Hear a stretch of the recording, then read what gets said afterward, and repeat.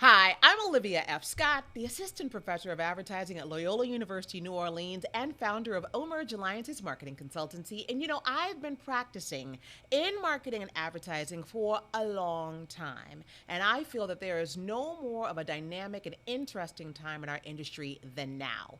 With all the new media platforms, there's so much to stay on top of and sometimes more questions than answers. But one thing I know for sure from doing marketing since back in the 90s is that it's all about knowing your customer. If you know who your customer is, you can win. So we're going to talk today with Musa Hamdan about how intimately knowing your customer sets you up to dominate.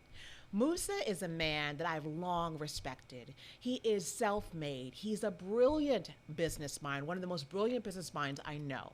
He's respected within the hip hop community, having started his own music label, and is currently the longtime manager of rapper Currency, along with other artists such as Fendi P, Isis, and Co Busy. He's also produced films such as a mystery thriller BB, which got nominated as a Best Independent Film at the Blood Guts UK Horror Awards in 2016, Revolver, and Jetflix. Outside of this, as if he has time for more, he also owns a rim and car care shop, New Orleans Street Customs Motors. Musa, Hey, how you doing? amazing, amazing. Thanks is- for that amazing intro. It is such an honor to have you here with us today. Thank Definitely. you so much. It's a pleasure to be here. I'm glad you called me and asked me to come through. Glad you made time. I know you're Definitely. busy. I appreciate this. Okay, I'm gonna get into it. So you have studied criminal justice. You also studied pharmaceutical law. Well, Tell us about this. I began fresh out of high school, went to Xavier University in New Orleans, Okay. and I was pursuing a PharmD degree. Okay. Did my 2 years pre, and I did first year college of pharmacy. At which point, my intentions was to do pharmaceutical law. Okay. Wanted to get away from Xavier for a minute, so I said, well, let me go pursue the law portion. So at that point, I went to SUNO in New Orleans, Southern University of New Orleans, and I got a bachelor's degree in criminal justice. So now you're a mogul. You have a bachelor's degree in Yeah. criminal justice. Now you're a mogul. Can you just walk us through your journey to producing and managing talent? I mean, you have a lot of people who love you and look up to you. I'm sure they'd love to know more about the journey of the man. Definitely. I started, I think my first introduction into the actual real music business, not as a child, everybody wanted to be a rapper and do all that. yes. I did all that. Okay. But my first year, I met a artist, Dion Norman, also was known as Devious D. Okay. He was also in his first year at Xavier. We became friends. He invited me to the studio a couple of times where he was recording and signed to C Saint Studios, which was Alan Toussaint and Marshall Sehorn, Okay. two pretty popular, famous people in New Orleans, and they had a record label. He decided that he wanted to part ways from them. And I was like, well, I want to get into the music business. So we formulated a record label. I met an attorney by the name of Leonard Crooks, who was a entertainment lawyer in New Orleans. And he helped us formulate this business. And we started Worth the Wait Recordings.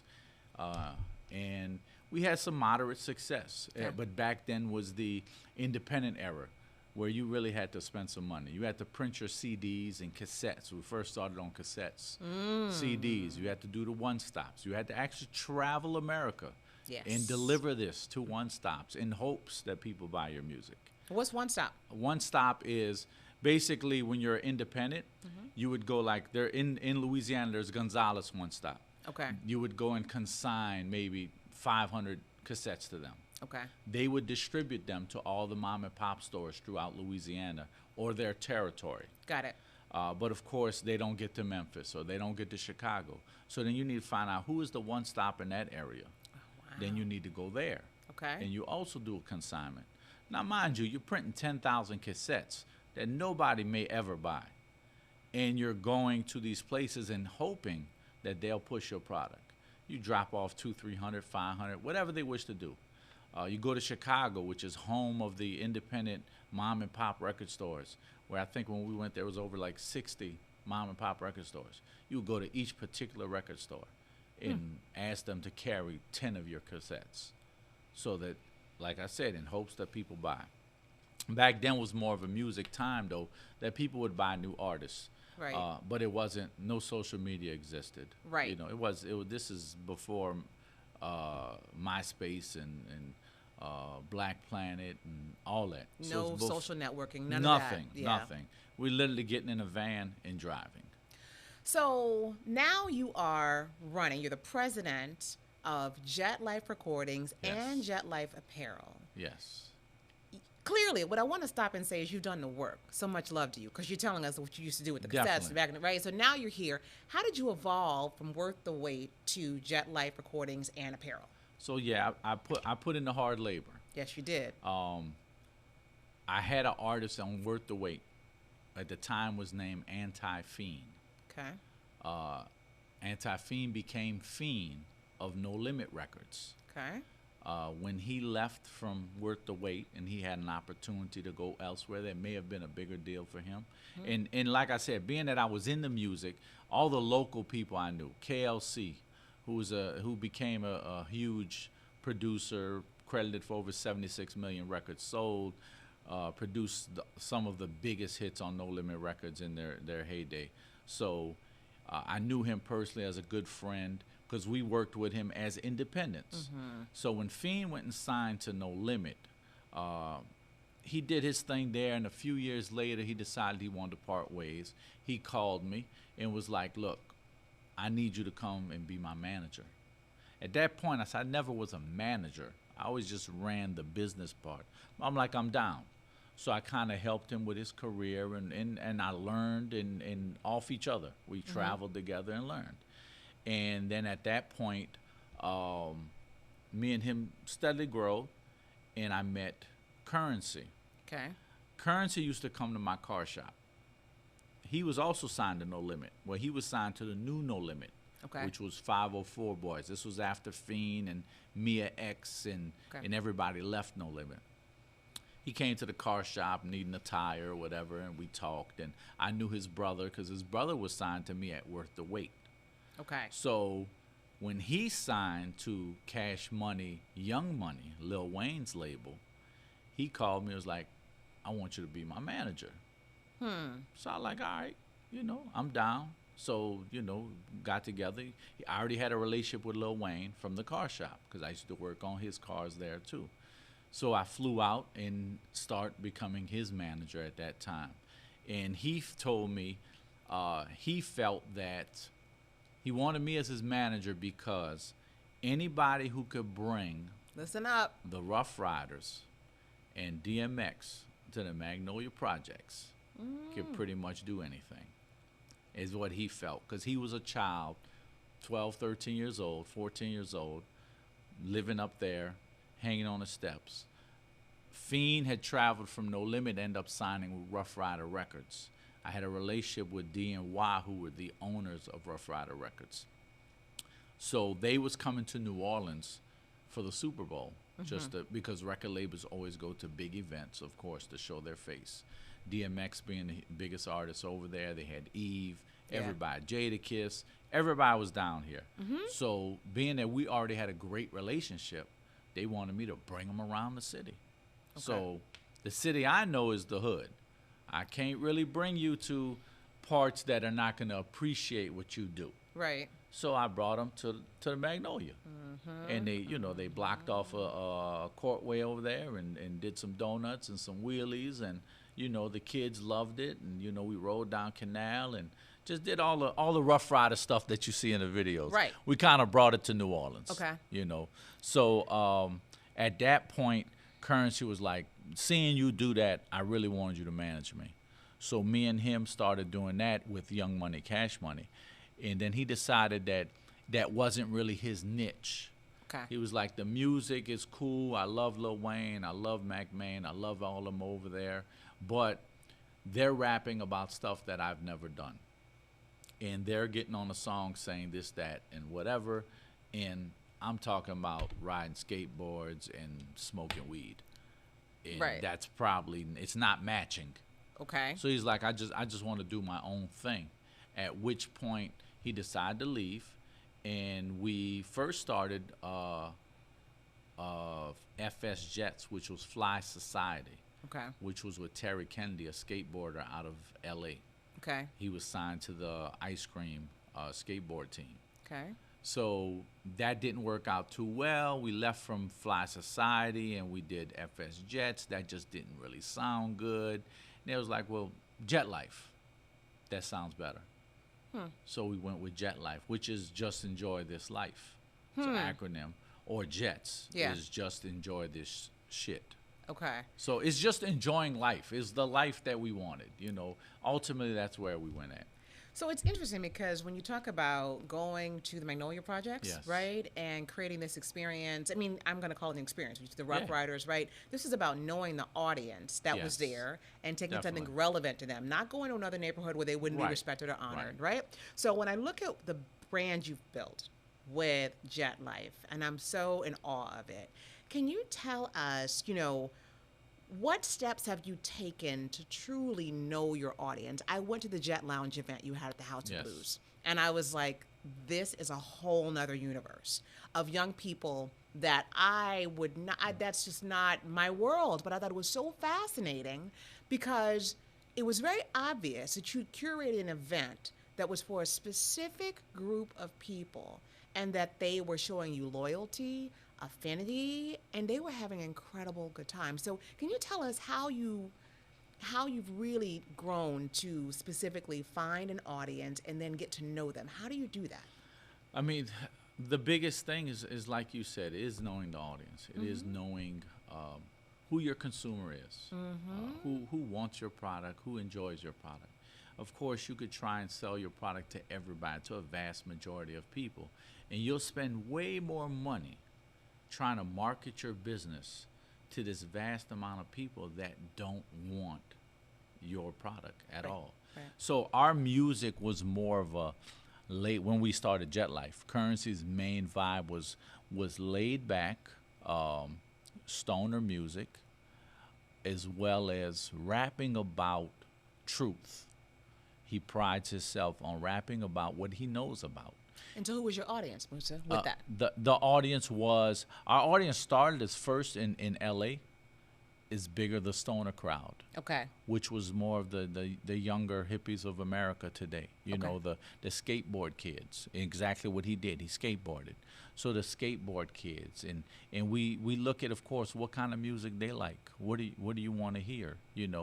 Most people that is in the stoner crowd, they're not ready. They don't want the big sounds in their ears because they're feeling good.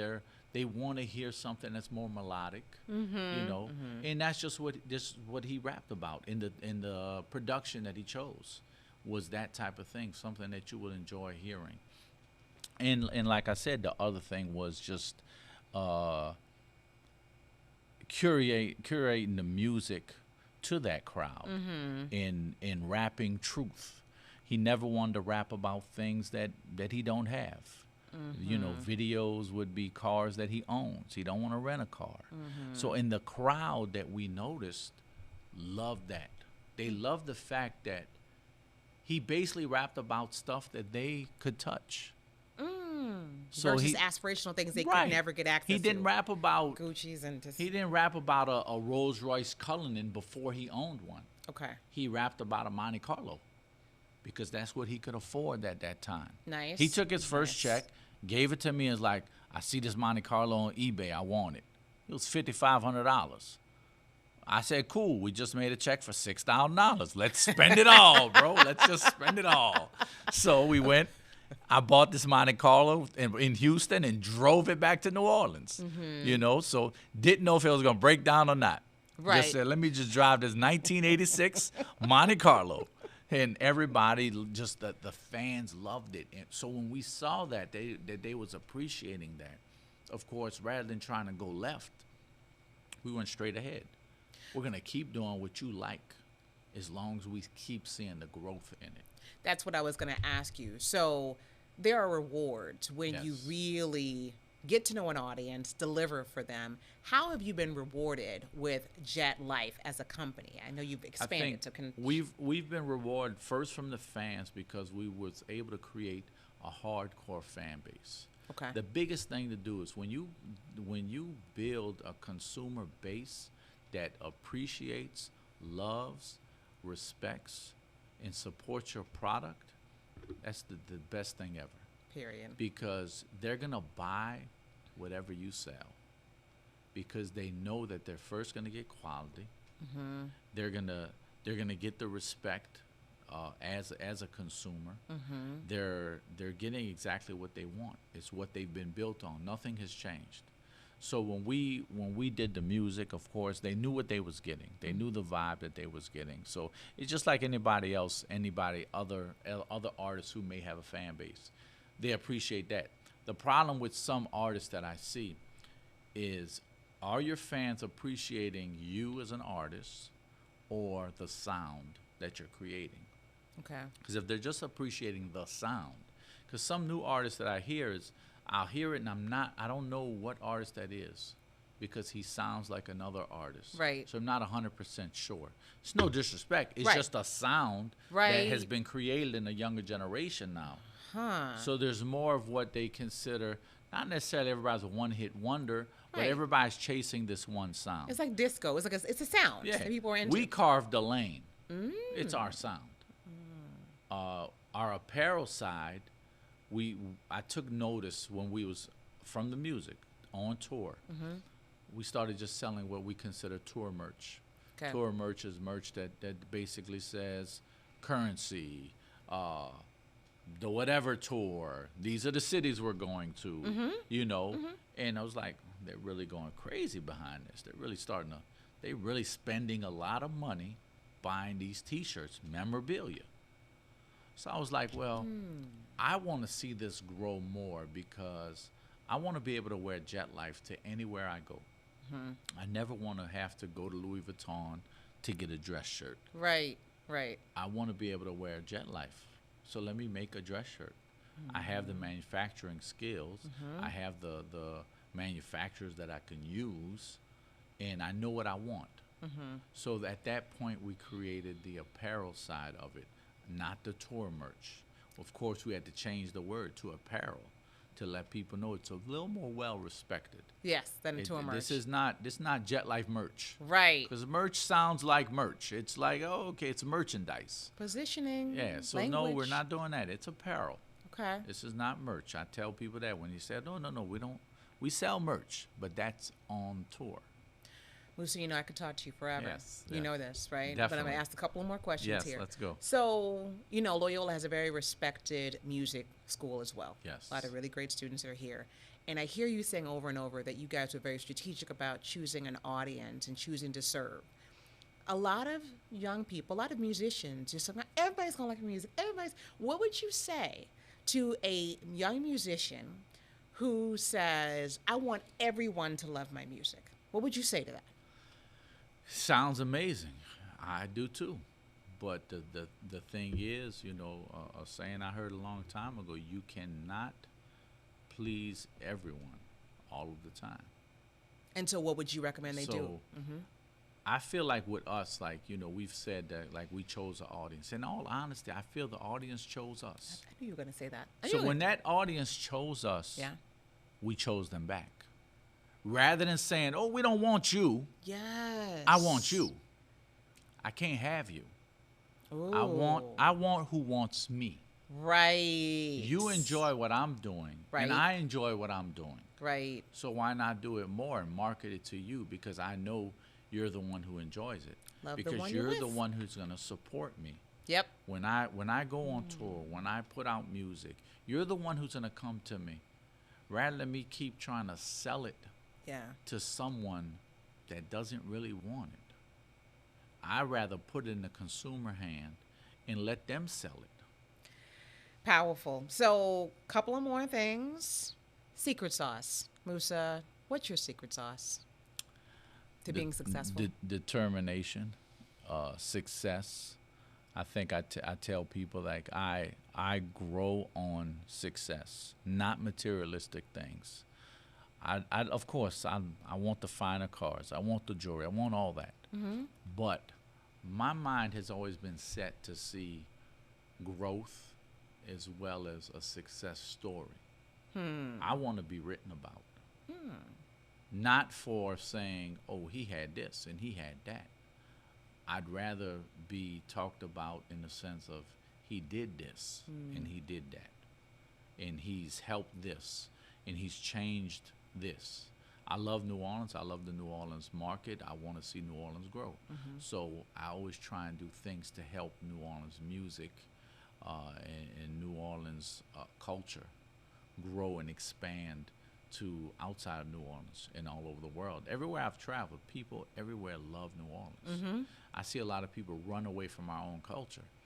Why run? Same thing. The people have chose you. Right. They chose New Orleans. They love it. They're here. So why run from that? Be who you are. Be who you was raised to be. So the secret is, I think, is just is sticking to whatever it is that you strive for, whatever it is you appreciate. Stick to it. Grow with it. You know, Commit.